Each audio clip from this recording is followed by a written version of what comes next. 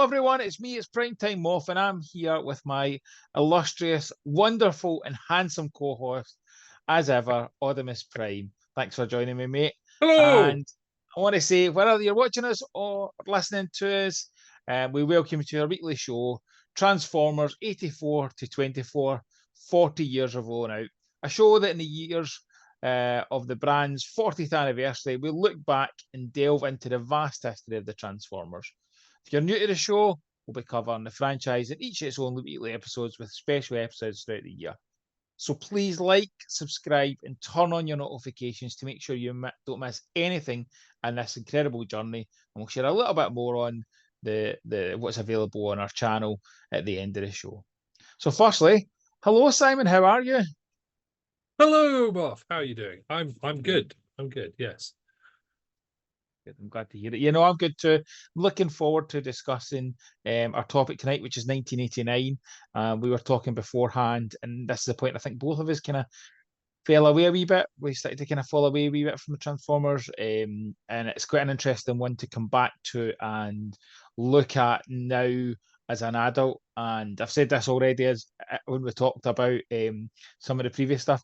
I look back and go, why wasn't I into this? I mean, I know why, but I wish I had just given them a chance because I think had I experienced, Pretenders, for example, or as I like to call them, Power Masters, because I'm so upset with them. I think I would have. I can't imagine a time where I'd have picked up a Pretender not when I held the thing in my hand where this is cool.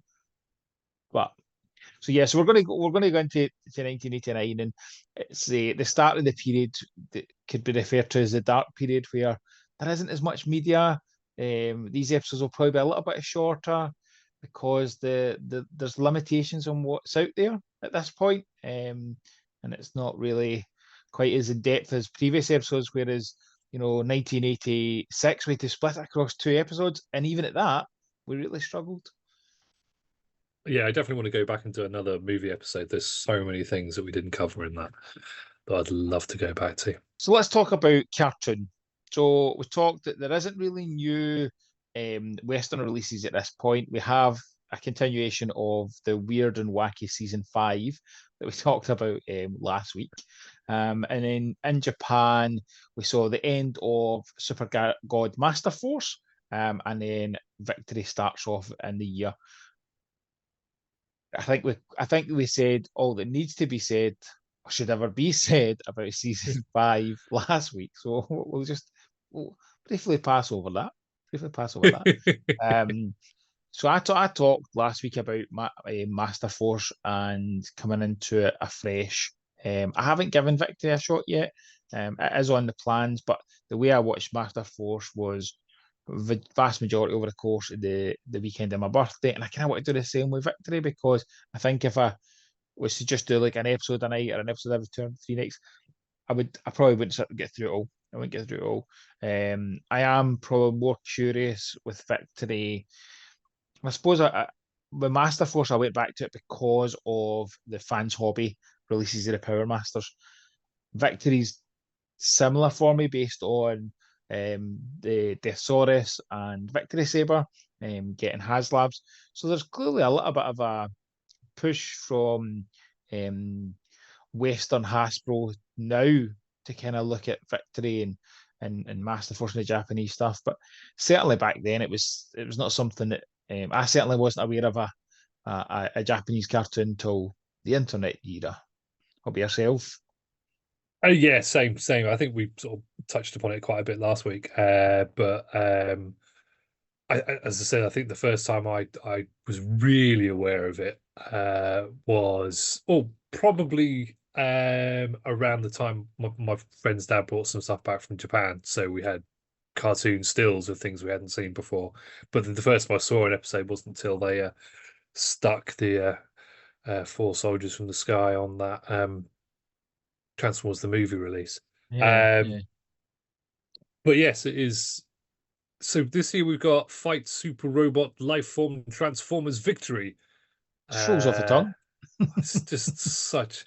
Well, there's also Shooter and Grand's Master Force Super Secrets.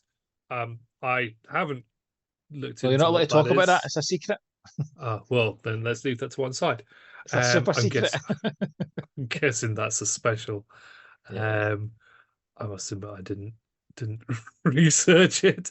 But yes, so I think season 5 had some more just reruns of old episodes. It's nothing Yeah, particularly it was. exciting. There's nothing.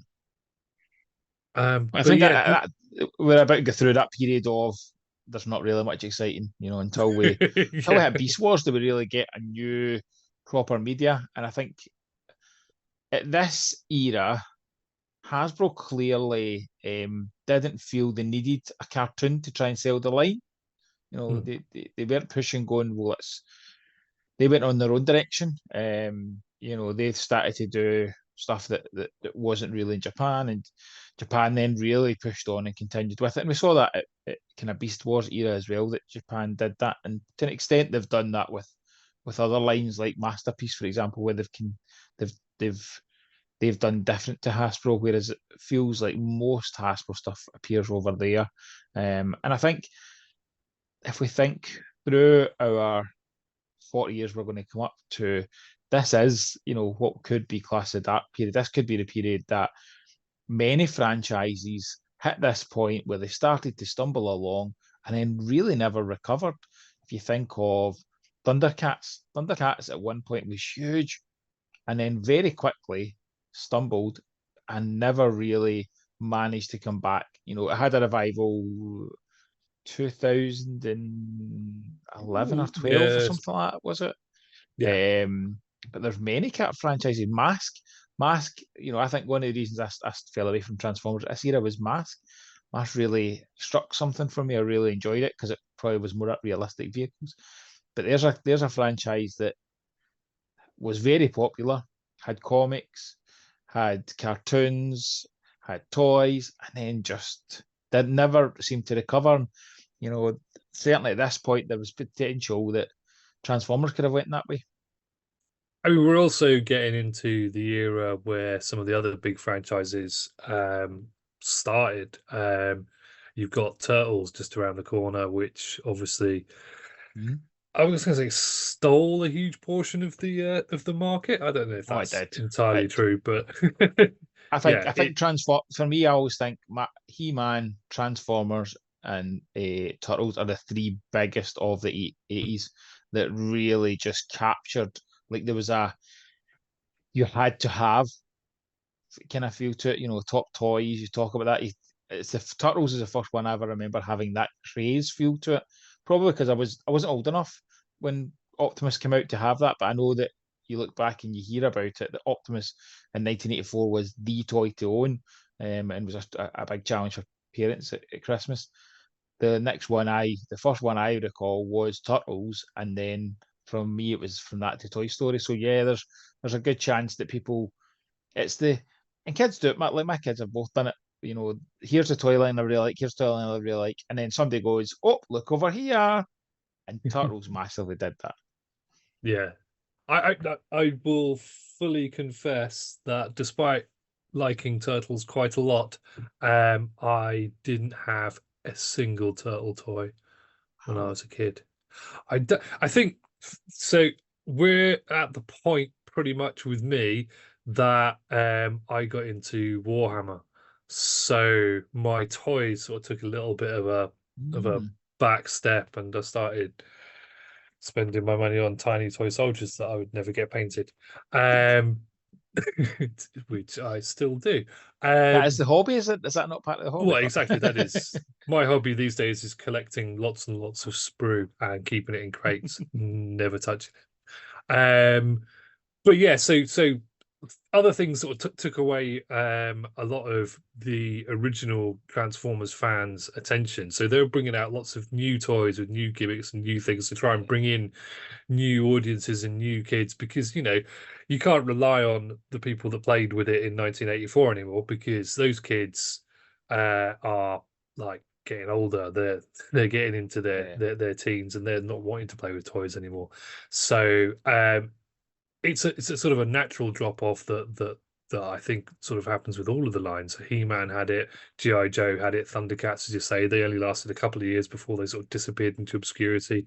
Mask only lasted 3 or 4 years. 4 seasons, I Centurions think. lasted like Yeah. 1 year. All these Yeah. iconic things Yeah. that we love now. When they were toy lines, when they were originally out, they didn't last as long because everything had to constantly move forward. There had to be a new thing, Yeah. a Yeah. new thing that was going to attract the parents and the kids to buy and stuff. So new cartoons and everything else. And Transformers, as far as Hasbro are concerned, was sort of petering out. A lot of the releases that we Yeah. got over this period, over the next few years, mostly were European and Japanese. Yeah. Yeah. America, that they'd almost forgotten it. No. I've heard many people say, if it wasn't for Europe, Transformers would have died. And I don't know how much I buy into that, because I think Japan really, really kept it going. Like Oh yeah, Japan 100%. absolutely kept it going, more probably than Europe, but Europe, and we'll talk about Europe and Andy Cousins, for example. We'll talk about in future episodes. But I think the interesting bit is, as we saw with most toy lines, they evolved their kind of gimmick. Mask, for example, did first 2 years were kind of very straightforward. Season 3 goes into the race gimmick, and they're all got a race gimmick. And then season 4's a split seconds, and they've all got a hologram. All these toy lines, including Transformers, went right. Okay, how do we evolve? We become with gimmicks, and actually, that's there from post movie. So I always think seasons 1 to 3, our first 3 years, are really just the gimmick is transforming, and Yeah, to me that's always been enough. Like that's a gimmick; it doesn't need yeah, anything else. Then it went to the Masters gimmick of whether it be Target Masters or Headmasters, and then Power Masters. They're all kind of Masters gimmicks, something a little robot that does something else with it. Then we kind of got into Pretenders. Then we go into Micromasters, which are absolutely influenced by that drive for Micro Machines were ridiculously popular. Like I think people forget how ridiculously popular we are. I picked up at the toy fair recently. Picked up the aircraft carrier I had as a kid, and they're cheap. They're cheap toys to pick up now, which is joyful when yeah. you're in a toy fair. But I remember even just when I was opening it back up again, I'm thinking, I loved Micro Machines. They hit the right time for me. I talked about this. That's the kind of point where we moved into a caravan, had very limited space. Micro Machines hit an incredible spot for me. And I I was think gonna say, Micromasters could have done that if I'd really yeah, gotten it. yeah. I mean, Micromasters are they're a great fun, uh, simple transformations. They look cool little jets. I mean, your Micromasters, you had Ring Raiders. Sorry, Micro Yep, Ring Machines, you had Raiders, Ring yeah. Raiders. There's a couple of other Megaforce was another line that had like die-cast little vehicles and then bigger Yeah. playsets and stuff. That was awesome. But of course, weirdly, You had Mighty ironically, Max and stuff. oh yeah, exactly. Manta Force. Yeah, Manta Force, yeah. All of that was sort of around this sort of time. So smaller was obviously the way to go. Financially, from So companies, it probably was a good standpoint of actually, yeah, let's exactly, produce more exactly. toys and get more money. Ironically, earlier today I was opening my Micro Machines Optimus Prime, which came with a Micro Machines Trax, which is yeah. And we'll get to it, but once we get to whatever year that was released, and I do my talking robots for the week, that's the toy that I've said in that year is the toy I want. I desperately want that Optimus Prime Micro Machines and Tracks. So we'll be having a conversation off here about that, Simon, and how do I get one?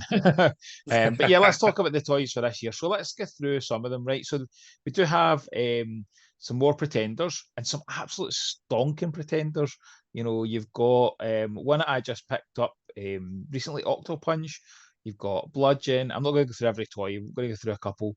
You've got Double Header, Longtooth, some cracking pretenders. You've got the classic pretenders. I know for a fact. I remember seeing the classic pretenders and just being like, no. I I coveted an original Jazz like you wouldn't believe at this point. I never got one because my friend and I who played Transformers together, we always purposely didn't get the same toys, so we'd always have a good challenge between each other. And he had Jazz, so I never ever got a Jazz because of that. I eventually got a Jazz when I moved away. He gave me his Jazz, which was incredibly kind of him. But at that point, when I saw Pretender Jazz, I remember just thinking, this is not for me. This is not the trans. I want Jazz. I don't want Pretender Jazz. Which is the irony. I think when we talk about get to the Gold Box classics, I started to fall back in love with Transformers again. Yeah, so then we get to kind of some of the Micromaster bigger sets. You've got some cracking just patrol sets. You've got the Sports Car Patrol, Assortment 2. You've got what else have you got? Let me think. So Battle Patrol, Rescue Patrol, some absolute stonkers in there. Then you go into the Micromaster Transports. So you've got Rough Stuff, Hot House, Ironworks. You have some absolute crackers in there, including the very comically and very famously comically now Erector. Sadly, I've never had an Erector. But there is some stuff in there that, again, even the Ultra, I'm forgetting the Ultra Pretenders as well. So there's absolute brilliant toys in there that, again, if I was to pick up back then, I think I would have enjoyed. It never. Toys have to grab you on the shelf to make you go, I'm taking this toy over another. And I didn't feel that with this kind of year. I have got a favourite for this year, and I do. It's one from being a kid, but they just never grabbed me. What about yourself? What was your memory of these being on the shelf?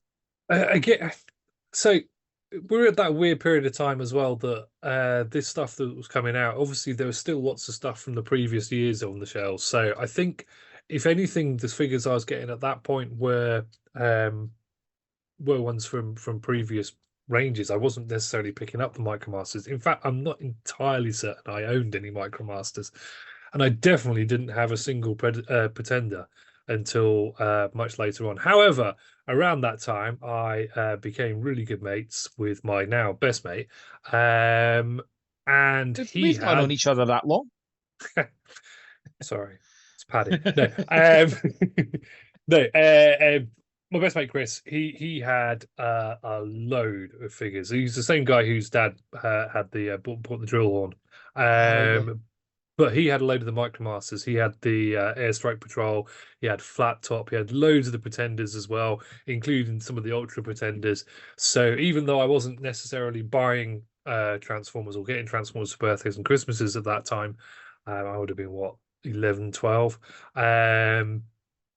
I was getting to play with them around Chris's house after we bonded over Power Master Optimus Prime in a guitar lesson.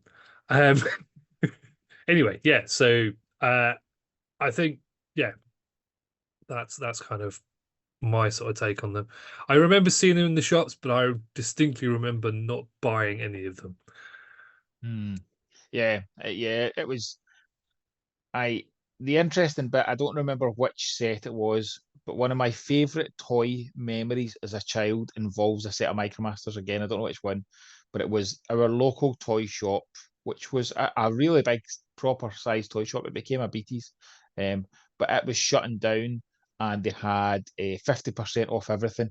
And my mum and dad took us, and we were given, say, a £10. It wasn't huge, but we were given our budget. We went in, got a wee amount, put it on the counter, and put it through.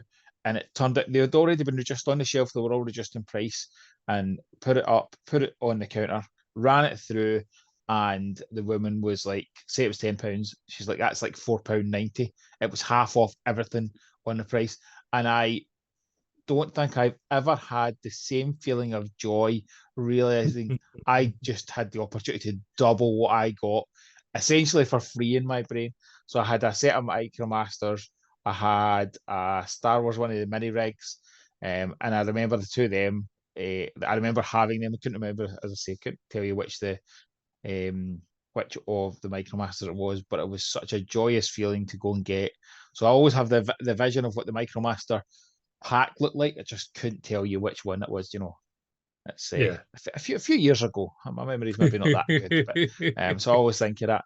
And also, actually, I think this year has something else that really sticks out from my memory, and it's about the VHSs, and it's around the action figure, action adventure collections, where it was a kind of 3-in-1, and I can never remember the third, but I'm sure it's Cops, Transformers, and another. Might be G.I. Joe, might be, I don't know. I don't remember. Don't remember that, but I just remember that tape and Cops being amazing and being a way to watch more Transformers. I'm sure the one that came out this year was Ghost in the Machine was included in it. I might have to be might be an eBay hunt to try and find these things at some point in the future. But yeah, I think that these are the point where it was a Temple Video produced a lot of videos this year, a lot of kind of 2-packs of stuff that I'm quite confident most people, that's how we watched the Transformers most of the time back then. You didn't have your on demand, you just watched what you could catch or VHSs. So and it's interesting that there's quite a few brands released the VHSs as well. And you think of that now, it's generally going to be one company's going to produce a cartoon or a TV show. Whereas back then, there's a couple of companies produced the videos over the course of the first few years of the cartoon, anyway. Yeah, one of the things that does stick in my mind again is the Headmasters VHS, which had, or a second version, which had the Return of Optimus Prime on it. Yep. So yeah, just very much remember watching that to death. But That was the again, first way I saw it. That tape actually. Fair, yeah, it's a good point because that tape's the first way I saw Return of Optimus Prime. I've talked before how much I loved the Rebirth one, and then I remember picking up and going, "Oh, this has got more on it," and being like, "Oh my gosh, this is actually explains why Optimus is there." yes, yes. Even though it's completely out of sequence and technically doesn't make any sense.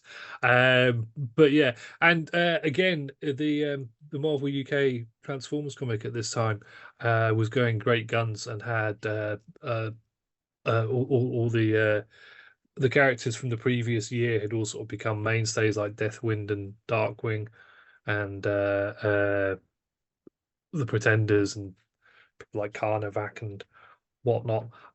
So yeah, I just really remember, when did the Pretender Beasts come out? Was that the previous year? Must have been. Yeah, Yeah, it was. yeah, Yeah, Carnivac. Yeah, I'm sure they were. yeah, yeah. So yeah, and the other thing we haven't really sort of mentioned too much is the classic Pretenders, where the first time you got like reissues of the original characters in a Yeah, different form. I think I in have to say, America. I think I fancy them more now. Again, Oh yeah, corrected a bit of 100%. I get it totally didn't. The jazz one was that's probably one of my biggest memories as a kid of being like, no, this is not for me. It was the jazz. But I look at the Bumblebee probably is I hate to say Bumblebee, but Bumblebee's probably one out of the classic Pretenders that I'm like, that's the coolest. I like the colours of it. Grimlock's kind of funky, but Grimlock doesn't really. Grimlock's a awesome T-Rex. It doesn't need to have anything Yeah, else. The Bumblebee looks kind of the one I think I would connect with the most. The jazz and the Starscream, they don't scream jazz and Starscream to me in the slightest. no, no. Um, I hated them. I saw them in the shops and was like, I do not want these. These are stupid. But yeah, again, would quite happily get any of them now. yeah, But yeah, yeah. I think I would love to experience, and he's not my pick for the week, but I'd love to experience Thunderwing. I think Thunderwing would be cool. yeah, And then even like Monstructor, like I kick myself going, why would I not have been interested in these kind of things? Like they look just so much fun. They look absolutely brilliant. But I wasn't. yeah. The my mate had Vroom, but I never saw or touched Thunderwing until, actually, I don't think I have actually held a G1 Thunderwing or But Crossblades for that matter. But the Ultra Pretenders, Skyhammer and Roadblock, again, my mate had them, so that was that. Any more you want to chat about toys before we? I think we're almost Huh? covered for this year because, as I say, there's not as much in Yeah, it. it's not a huge amount. I think we're on to bot of the year. Yeah, bought a year. So I am going to go with something that I had from this year. I only had a couple, and it was only Micromasters, but I had rough stuff, and I absolutely loved that little fella. And I don't know why it didn't push me to get more. I think it was maybe just that they were because I had maybe the turtles. It was maybe the reason I didn't really push to get any more the Micromasters. I absolutely loved rough stuff. I thought he just looked cool as, and we were in the caravan. Almost he became like my mini Optimus because he was a truck with a trailer. You know, it's very easy to kind of do it that way. But yeah, I absolutely loved G1 rough stuff. What about yourself? What have you picked for this year? So I was going to go for the oh, Autobot. My words are failing me. Decepticon Airstrike Patrol, because they were just such awesome looking jets, and Yeah. you had an F-14, you had a Warthog, you had some others, and a stealth fightery thing, and I can never remember what the other one was. But I'm not going to go for that because I Oh, remember that even though I didn't have it, I did borrow for an extended period of time flat top off my mate, and I played with that toy to death. It was just such a fun little stupid, doofy, ridiculous. Once again, Transformers manages to create a aircraft carrier that turns into a jet. Like it's it's a theme. it's yeah, it's definitely a theme. But I mean, all three, well, all two modes were quite fun. And the Micromaster that came with it, whose name completely escapes me, was like a little phantom. I think it was a phantom. Looks like a phantom. But he had a different transformation to a lot of the all the other jets. Most of the other jets were basically, you know, pull the arms out, Yeah. flip the head back, fold the wings in. That was it. But he was more like the Warthog one. Had his arm. His arms were his uh, the missile fuel pods underneath his wings, or missiles, or whatever they were. And yeah, he was cool. And that's my one. Nice. Good choice. Good choice. So we'll wrap up. Thank you for joining us. That has been a look back at Transformers in 1989. We hope you enjoyed it. And if you did, please remember we actually also produce some additional content in the forms of weekly mini episodes where you might get some Talking Robots Tuesday, some retro reviews. And as we go forward, because there is opportunities for new primes, a prime time with Oddimus. So please, if you did enjoy it, like, subscribe, turn on your notifications to ensure that you don't miss anything in this incredible journey as we take you through the 40 years of Transformers. Thank you very much, and see you next week. Thank you. Bye.